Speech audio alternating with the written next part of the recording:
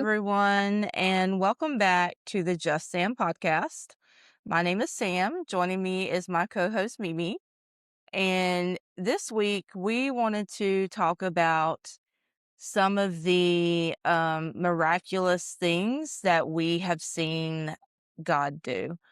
Uh, a lot of times in the world that we live in today, supernatural, when you hear that word and all of the different connotations that go along with it, a lot of times it's of the darker side of things somewhat, like witches and vampires, ghosts, aliens. I mean, you just go right on down the list, and that's what the world, for the most part, associates supernatural with. Mhm. Um, but God is supernatural, and anything in this world that would be considered otherworldly or however it may be, like everything starts with God. And if it has taken on a twisted nature or a dark side, it's cause it's been twisted and corrupted by Satan. But we just wanted to talk about a lot of times in the church, um, people have quit believing that God Yeah. is a supernatural God. Um, they go to church and sing a couple of songs and hear a message. People don't know who the Holy Spirit is or what he's about. People don't understand that when you pray, uh, you should get a response. That God speaks to you, that God does things. Um, and I think that's a big reason, and I know it's deliberate for why um so many people are, number one, walking away from Christianity or don't want anything to do with it to begin with, because it's presented as a bunch of rules Yeah. with no power. It leaves you powerless in life at the mercy of whatever's out there.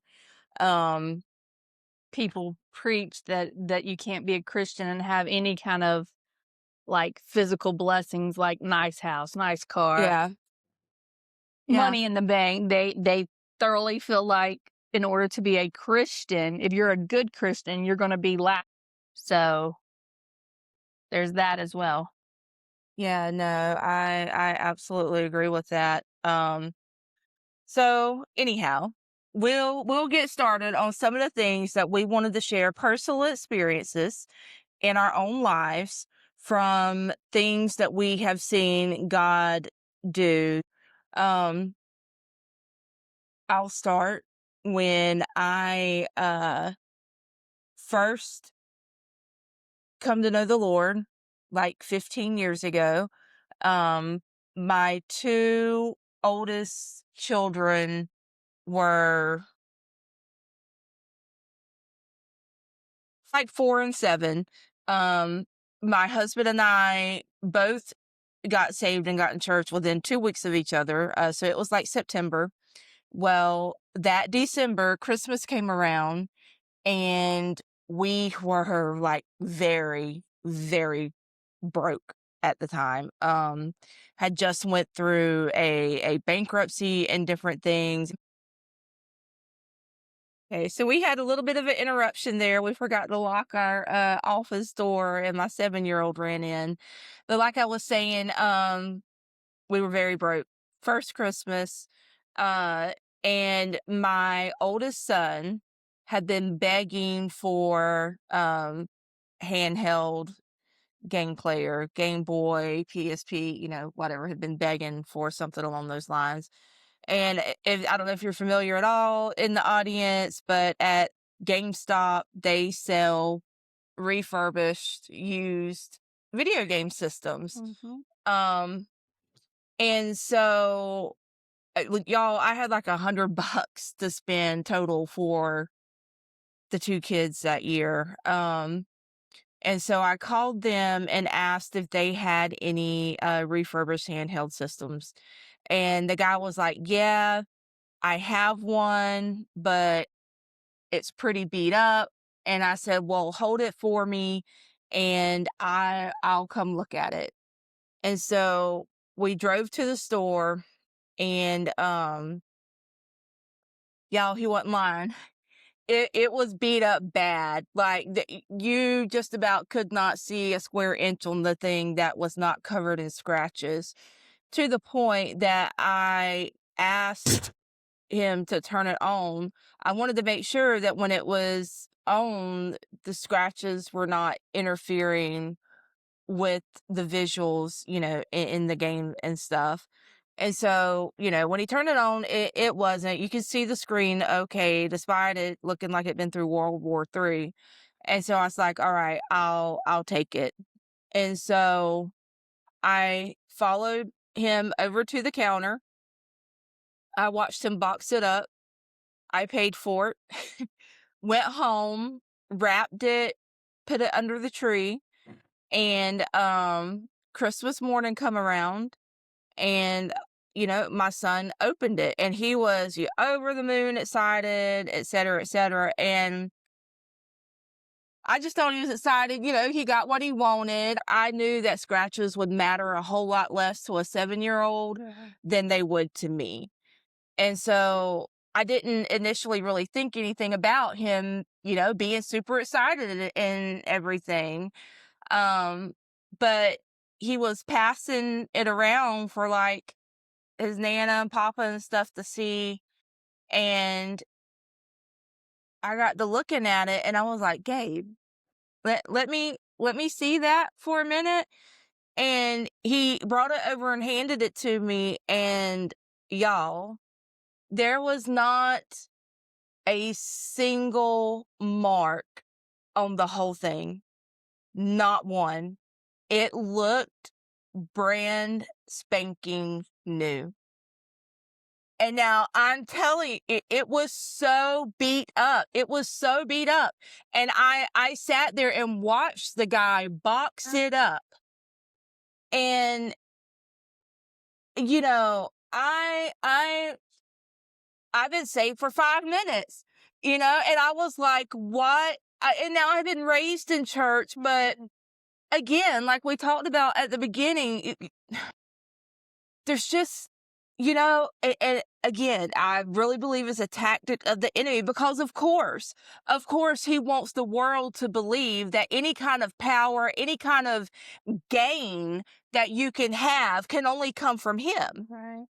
And so why wouldn't he want churches across America and across the world full of a bunch of people that think that they're, talking to a hole in the sky, and their lives have to be miserable, and the only thing that they're ever going to get out of anything is one day when they die, they get to go to heaven instead of hell.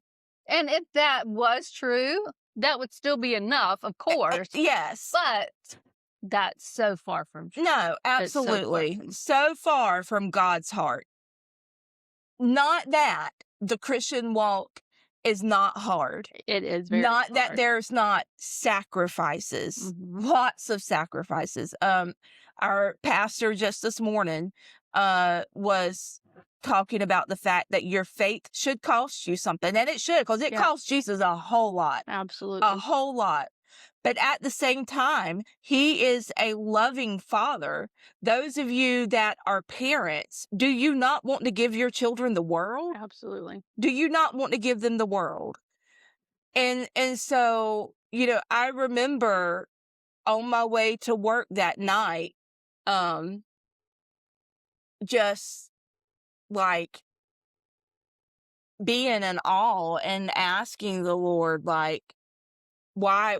Because I would have never even thought to ask for, who would think to ask, like, "God, can you please remove all these scratches and stuff?" I would have never even thought to ask that. But he knew my heart. Absolutely. He knew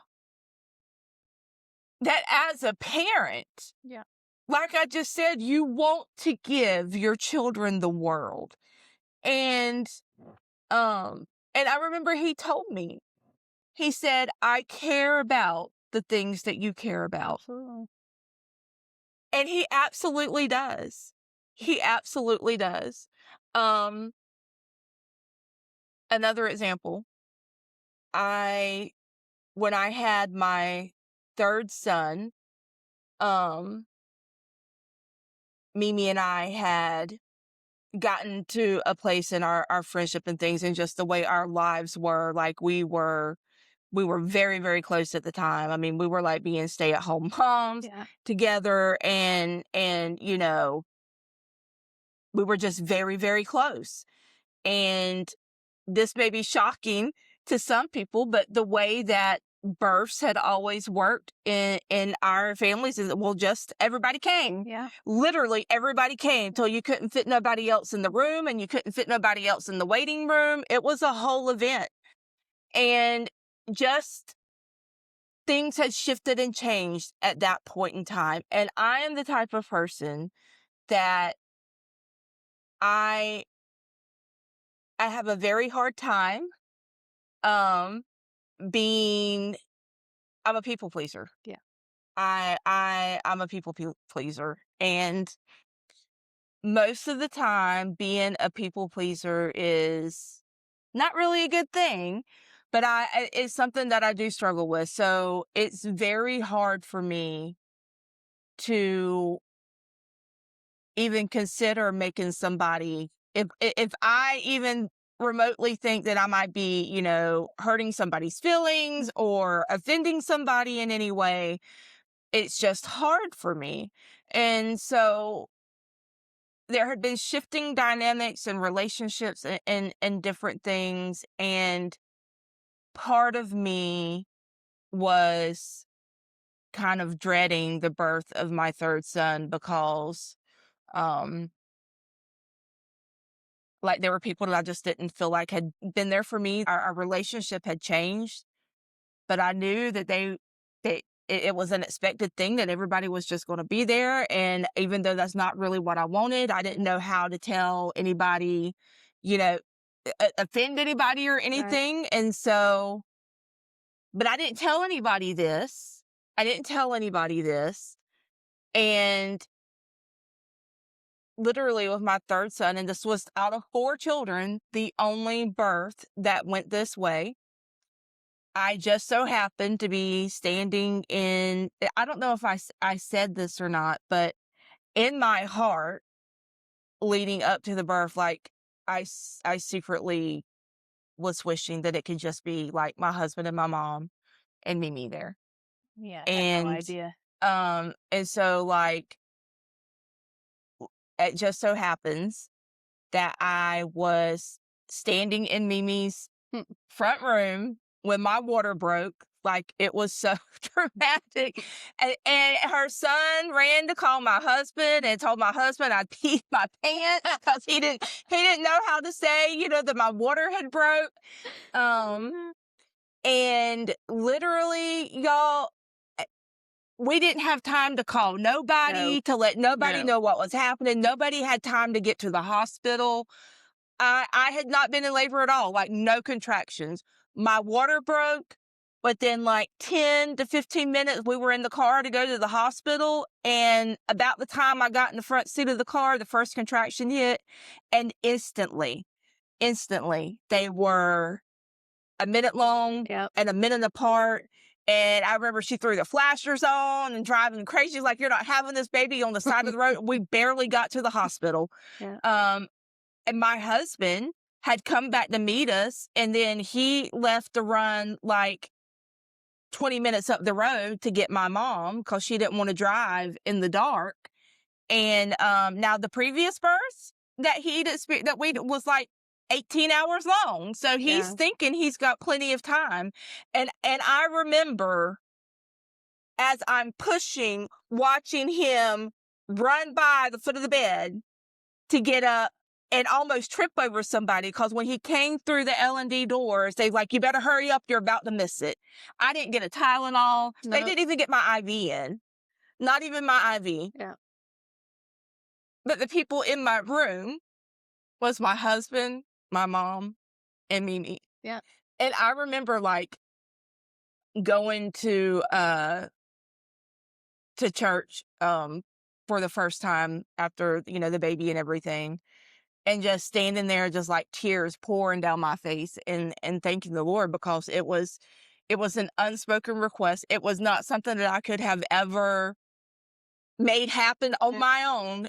We don't control when and how babies Right. come, and literally out of 4 children, he was the only one to come that fast, and that like I could have never lined that up. Could have never lined any of that up. And there's a lot more, but I'll let Mimi share some of the things that she has seen Well, happen in her life. personally, one that is like vivid in my mind because I was so shocked when it happened. I was like, did it really happen? Um, Ethan, my 15-year-old, he was a little guy, probably a few years old, maybe, was burning up with a fever in the middle of the night. Um, I had given him everything I knew to give him. It would not break and it was climbing. And it was getting to a point where it was dangerously high and I was going to have to rush him to the hospital if something didn't happen. And I laid my hands on that baby and I started praying over him. And I literally felt the fever leave his body. Wow. Literally, while I was praying, the fever left him. That was a little scary because even though, I mean, obviously I believed that it would happen. That's why I was praying about it. But then when it actually did, it was almost surreal. And then there's been instances. I mean, when we were in the youth ministry and we were taking kids back and forth, I had gotten injured and got laid off from my job. So we were struggling really hard. We had an old green jalopy that my grandmother gave us to have a vehicle that was hideous, but she got us where we needed to go. We've drove some things in our Yes, lives. We and have, yeah. there was one instance where I had enough gas in my car to make it to church, to stop and get those kids and make it to church with them. And I had no idea how I was going to get home, how I was going to get these kids to their house. Um, but I just left it to the Lord, sat my purse down on my bench, and then walked around speaking to everybody, whatever, saying hi, whatever. Came back, sat through the whole church service, still had no idea how I was going to get home or get these kids home. Get in the car, open my purse, and there is $100 bills in my purse. That has literally just been dropped in my purse. Wow. It was such an emotional moment. So emotional. Wow.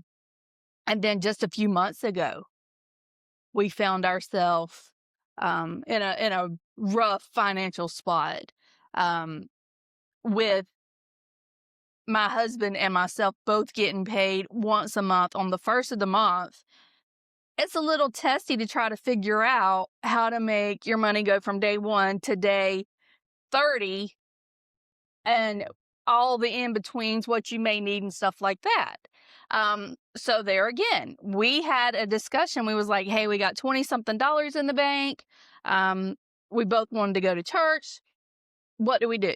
And we had talked about maybe just sitting at home and watching online because we didn't have much money or much gas. And I said, no, we just need to go. So we got in the car and we were heading. The Lord had spoke to me and told me while we were riding down the road to email the church and just ask for prayer over it. So I did that. I did not tell my husband what I was doing. I just emailed and asked for prayer. Well, we had a wonderful service that morning. Hadn't heard from anybody. Nobody said nothing. I wasn't looking for anything. I was just asking God, help us. Help it what we have stretched till we get paid. Um, and then I was sitting outside church, and someone from church had seen my text and was like, "We need to talk to these people."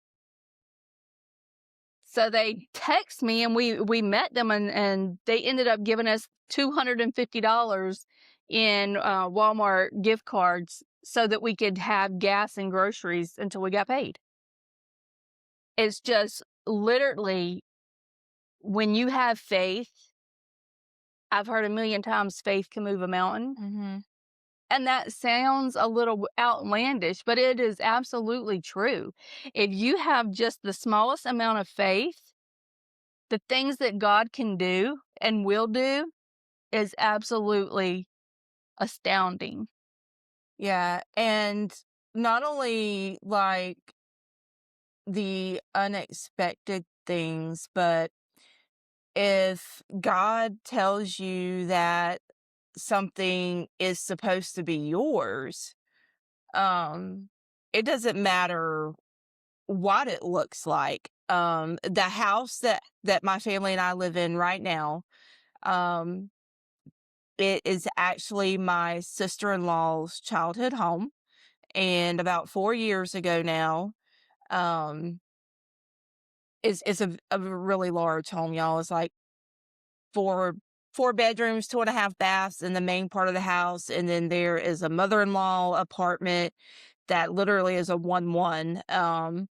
And so it's like 3,000 square feet. And now I have a large family. I have, my husband and I, we have 4 children, but my mother-in-law, not my mother-in-law, my brother's mother-in-law at the time was about to find herself like it being just her in this big old house. And my mom, my brother and I's mom, had been widowed recently. And so my brother, had called me and was telling me about it one night. And he was thinking, when he was talking to me, he's like, oh, you know what? How great would it be if, like, our mom moved in with his mother in laws, as they were both, single women, similar in age, etc. But when he was telling me this, I really felt like the Lord told let me take that back.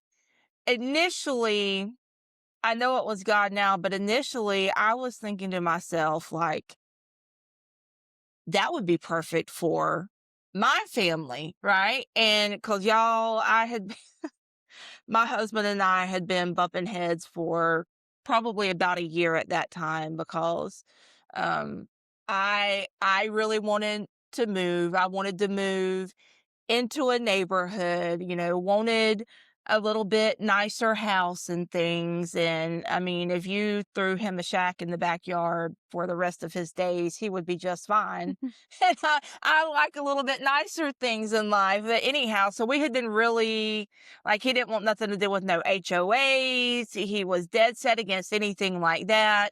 Um, and so I had been wanting a place to live, and I thought, well, why my mom move in with his mother-in-law if she decided to sell or something, my family could buy it, and then my mom could just move in with me. Mm-hmm. And it was one of those things that, like, the more that I thought about it, the more I just knew, like, that place should be ours. And I mean, y'all, it was perfect. It was everything I wanted. And it was. And now look, I come from back when my husband and I got saved.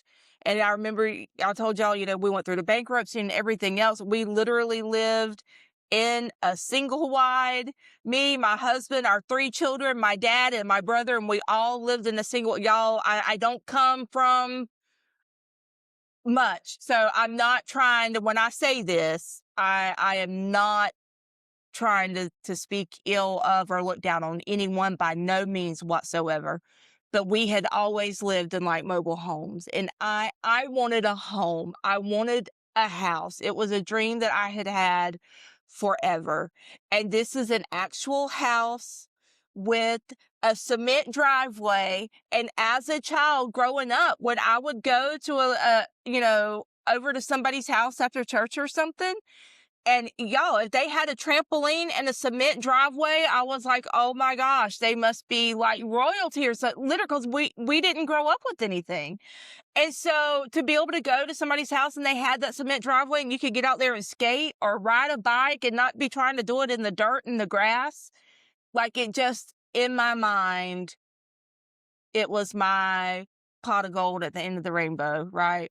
And so the house, it's in a neighborhood, it's a house, it has the driveway, it had the pool, it does not have an HOA.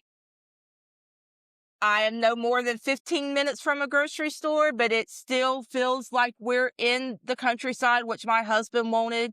It had a fenced-in backyard, and I have a little beagle dog that, y'all, you couldn't even open the door without him running away, and you're running trying to chase him down. I felt so bad for him because he was young, but we didn't have a fenced-in yard, so we couldn't let him out and just let him run around and play. You had to put him on a leash every time you took him out. So I had to, fenced-in yard. It was just perfect, right? And I remember speaking to my husband about it, and he didn't immediately shoot me down, which was huge. And so, I don't know, maybe a week later or so, I go to lunch with my friend and I start telling her about it. And as I start telling her about it, I just start bawling. And that is always, anytime the Holy Spirit interacts with me at all, a waterworks. Like the tears just start flowing. It's immediate. I can't stop it. It just happens. And so I'm sitting there trying to talk to her about it. I start bawling. I know it's the Lord. Like she knows it's the Lord. And I just know. And she's like, I really think that you need to go and speak to my brother's mother-in-law and let her know that if she decides to sell or whatever, that we would be interested. And and so I did. I left lunch and I drove over here, and now we're all very close now. But at the time, we didn't really know each other that well. But I drove over here. I went up and knocked on the front door, and she come to the door, and y'all, I'm just like, if you ever decide to sell your house, just know that, my husband and I, Matt and I, we would be very, very interested in it. And y'all, she looks me dead in the face and says, oh, that's so sweet. But, Megan and Joe, which Megan is her youngest daughter, she's like, they've decided they want to stay and we're really comfortable and everything. And I don't have any intention of selling anytime soon. And I was like, okay, well, just so you know, um, and that was a little defeating, because I'm not really that outgoing a person either. So I really put myself out there. I remember my mom was like, don't you go talk to that woman. She did not want me to, but I knew that I was supposed to. And so I did. I came and talked to her. And I remember a few weeks later, talking to my brother, and I'm like, I'm telling you, that's my house. That the Lord has told me that's my house. And lo and behold, a few weeks later, her daughter and her daughter's husband decide they want their own place, like overnight, just decide that we don't want to be here. We want to get our own place. And so there she is again, facing going to be here alone. And y'all, when she called me, she said, I just couldn't get you coming and talking to me out of my head. She's like, I just kept hearing and seeing that conversation of you coming and letting me know that you would be interested in the house. And she called and offered it to us first. And when I tell you, like, everything that had to line up perfectly, even the first lender I talked to was like, there's no way. There's no way that I can make that work. And the second one, was like, I don't think I can make this work. And I remember sitting on my back porch being like, almost ready to give up. And I was like, no, like, I know God told me this was my house. And so I made a third phone call to it. And y'all, she worked miracles and she pulled strings. And when I tell you there couldn't have been a penny sideways anywhere by the end of that deal, and we got in this house, but here we are. And had I not listened to the Lord and then stuck with what he told me and believe that when, two different lenders are telling me we can't make this work. And even the day I came and talked to, Krista and her be like, no, I don't have any interest in selling. Like, we would not be here. And since we've been here, like, literally God has sent us 3 different families to help that we have brought in and got on their feet and helped and moved. So, if God tells you it's yours, it doesn't matter what it looks like. Mhm. Doesn't matter what it looks like. And then I know that you had, when y'all just got into your house, you want to share a little bit about that? Well, that was another case where it wasn't going to happen except through God. Um, and Lord, we have to do these steps to talk to a lender. So we did that. They wanted us to have so much money in our savings account that we haven't touched for so long. And I mean, it was just all these different things. And I started praying, Lord, if it's meant to be, open the doors that need to be opened, close the ones that need to be closed.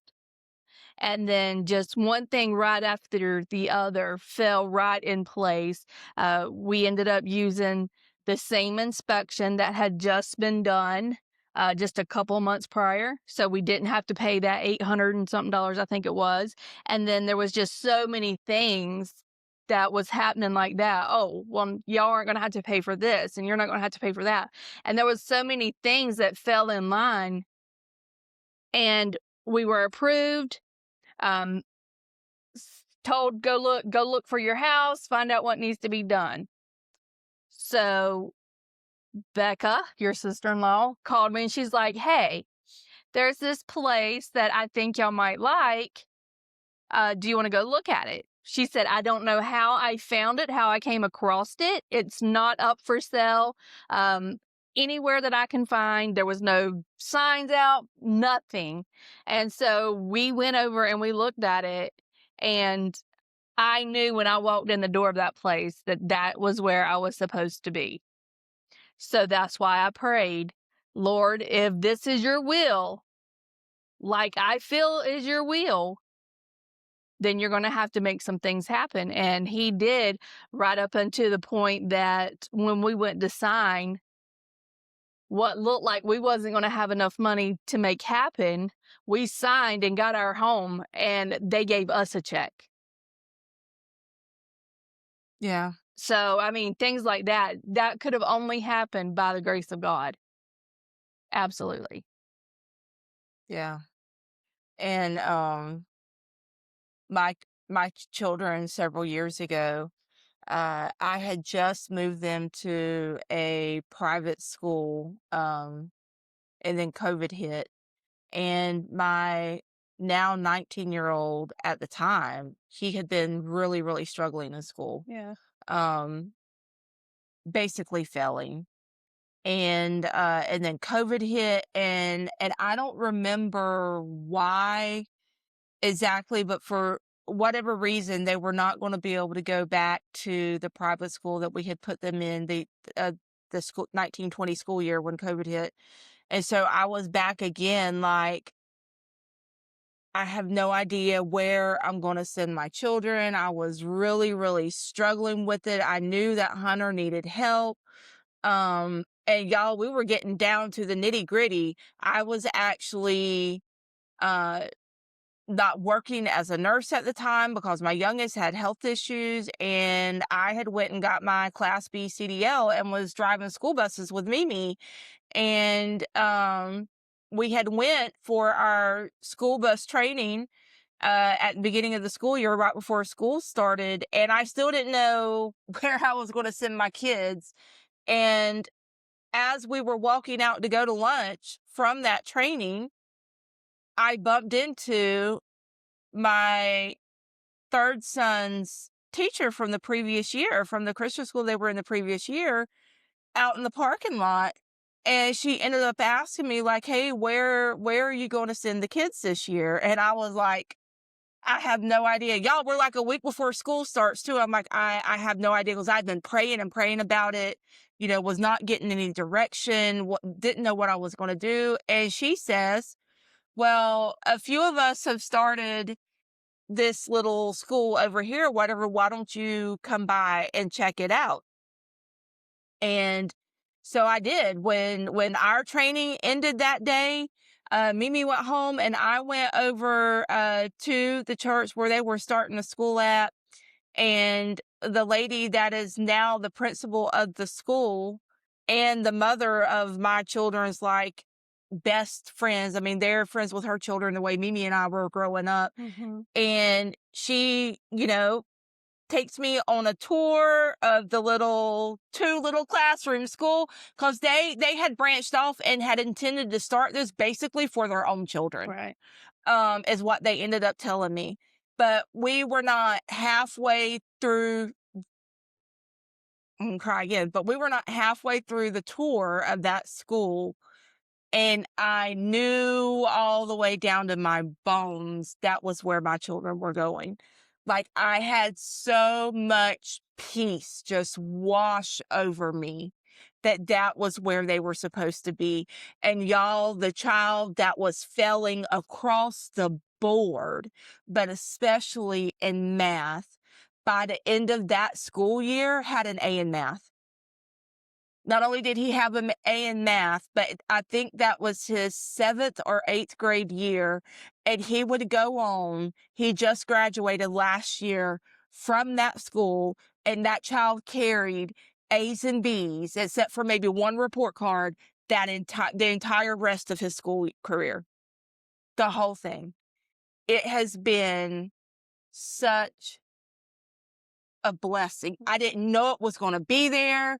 I wasn't looking for it. I didn't know what I was going to do. I'm telling you, the hand of God, the providence of God, He works in ways Yes. that we cannot wrap our minds around half the time.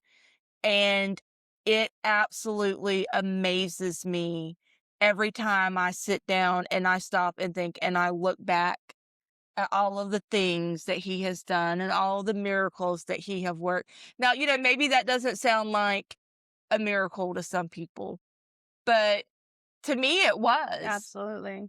And nobody, you can't, the fever leaving her son right in the middle of her praying over him, my child opening up a gang system on Christmas Day that should have been absolutely riddled with scratches and scuffs and marks and dings and everything else, being spotless and looking brand new. Like, those are not things that could happen apart from an absolute miracle, the Yeah. supernatural. And so I know there's probably things that I've forgotten Oh, I know at there's this point yeah. that I've seen the Lord do, and some that I haven't forgotten, but we can't keep y'all forever. But we just really wanted to just share some of the things that we have seen God do in our Absolutely. lives, and just encourage you, if you're already a believer and you have not seen God do these kinds of things in your life, pray to Him. Absolutely. Pray to Him. Get in His Word and be like, Lord, your Word says Absolutely. that you work miracles. And ask Him to show you, because He will. He absolutely will. And those of you that maybe you don't know the Lord at all, and you don't subscribe to Christianity, and I'm telling you, like, there is nothing in this world that I would trade Yep. my relationship with Yep. God for. Nothing. As much as I love my children, I would not trade him for them, Yep. and my husband, none of it. There's nothing that I would trade my relationship with God for. Um, he's just that good. Absolutely. Just that good. But we hope that y'all have enjoyed this.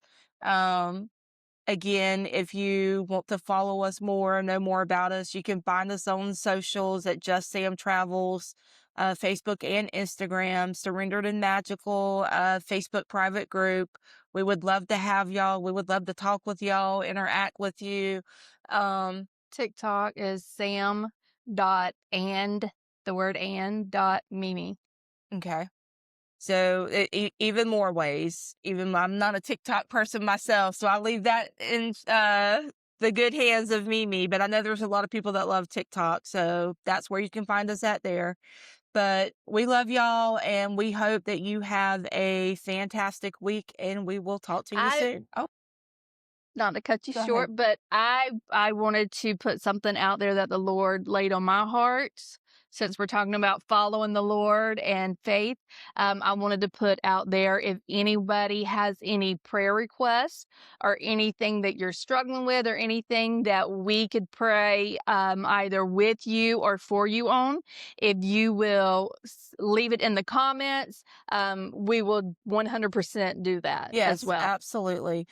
You can also find us on Substack. So we run this podcast through Substack. So if you go to Substack, it's called the Just Sam Podcast, and we have a whole web page and everything there that you can interact with us on that as well. So please, like she said, if there's anything that we can pray for y'all about, just reach out to us. Absolutely. And have a great week, y'all. Bye. Bye.